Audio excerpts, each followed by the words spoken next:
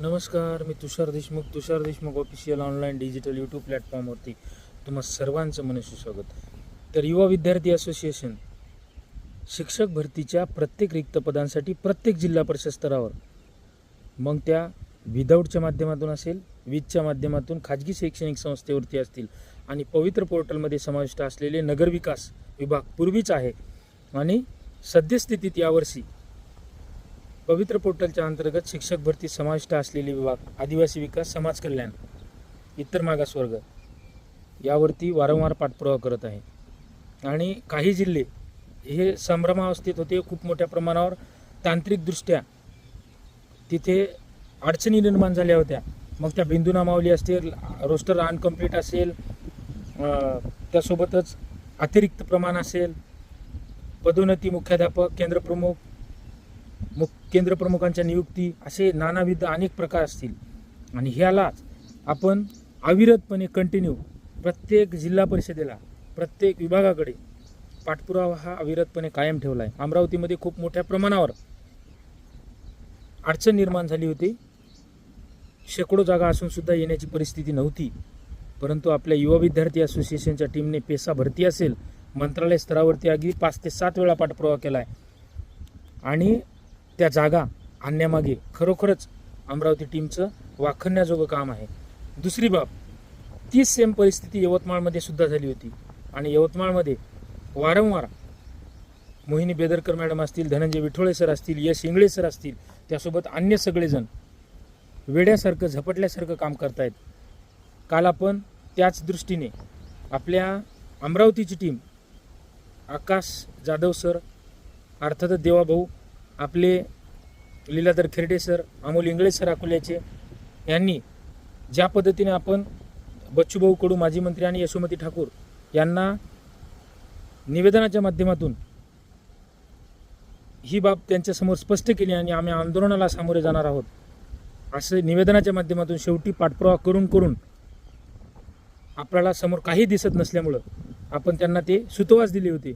आणि त्या दृष्टीने ज्या पद्धतीने आपल्याला अमरावतीमध्ये यश आलं, त्याचीच पुनरावृत्ती ही यवतमाळमध्ये असल्याने तेच अनुकरण आपण यवतमाळमध्ये सुद्धा केलं. आणि यवतमाळमध्ये आपल्याला पालकमंत्री तथा महसूल मंत्री संजय भाऊ राठोड, सोबतच पदवीधर नेत्या आणि तत्कालीन खासदार, विद्यमान आमदार यांच्या भगिनी संजनाताई गवळी या दोघांची मदत चांगल्यापैकी लाभली. कालच मला महसूल मंत्री तथा पालकमंत्री संजय भाऊ राठोड यांचे स्वीय सहाय्यक चव्हाण सर आणि संजनाताई गवळी यांच्याकडून कॉल आले. सर्वतोपरी मदत करून मावककडे आम्ही याबाबत त्यांना विनंती करणार आहोत. कंडिशनल लेवलला मागच्या पद्धतीने ज्या 2022च्या भरतीवर 2024मध्ये जी पदभरती झाली त्यामध्ये 367 पदांची जी मान्यता दिली होती मुख्य कार्यकारी अधिकारी यवतमाळ यांच्या विनंतीला मान देत, त्याच पद्धतीने ह्याही वर्षीसुद्धा 600 पदे रिक्त असून लाखो उमेदवार प्रतीक्षेत आहेत. ही मुलं एकीकडे अविरतपणे पाठपुरावा करत आहेत आणि दुसरीकडे यवतमाळ जिल्ह्यातील शैक्षणिक गुणवत्तेचा प्रश्न ऐरणीवर आला आहे. कारण शेकडो शाळांमध्ये हजारो शिक्षकांची पदे रिक्त आहेत आणि अशा स्थितीत ही पदे भरणे कर्मप्राप्त आहे.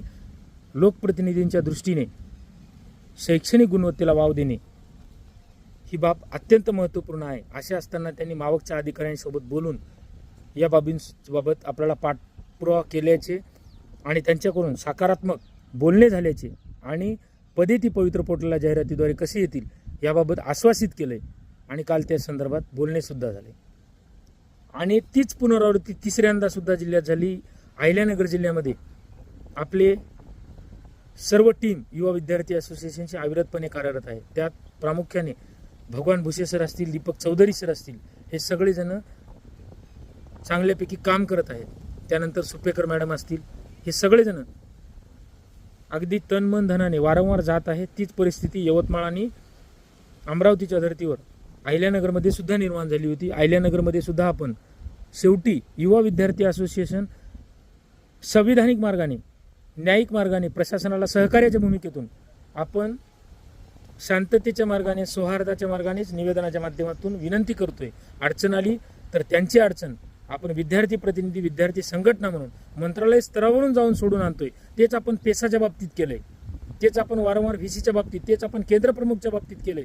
ह्याच पद्धतीने या संबंधित जिल्हा परिषदांना ज्यांच्या समस्या अद्यापही निघाल्या नाहीत, ज्यांच्या रोस्टर बिंदू नामावली संदर्भात, कारण जे नियुक्त शिक्षक आहेत त्यांचा बिंदूच यांच्याकडे नाही आहे, त्यांचा डाटाच नाही आहे, त्यांची शैक्षणिक कागदपत्रच नाही आहेत. अशा बाबतीत आम्ही तुम्हाला वरिष्ठ लेवलवरून लोकप्रतिनिधी असतील, वरिष्ठ प्रशासकीय अधिकारी असतील, यांच्याकडून मुंबई मंत्रालय किंवा पुणे आयुक्तालय, परीक्षा परिषद यांच्याकडून वेळोवेळी सहकार्य करून अनेक जिल्ह्यातील समस्या मार्गी लावल्या. त्या पेसा असेल, सोबतच केंद्रप्रमुखांच्या असतील, वित्त विभागाची भरती प्रक्रिया असेल, प्रकल्पग्रस्तांच्या असतील.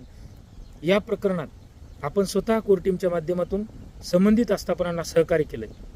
परंतु सहकार्य करून सुद्धा काही आस्थापना जर आपल्याला दुजोरा देत नसतील, त्यांचं आडमुठे धोरण कायम ठेवत असतील, तर त्याला आंदोलनाशिवाय पर्याय नाही. म्हणून आपण अमरावतीमध्ये सुद्धा आंदोलनाचा इशारा दिलाय, त्यानंतर यवतमाळमध्ये सुद्धा, आणि तीच बाब आपण अनुकरण केली अहिल्यानगरमध्ये.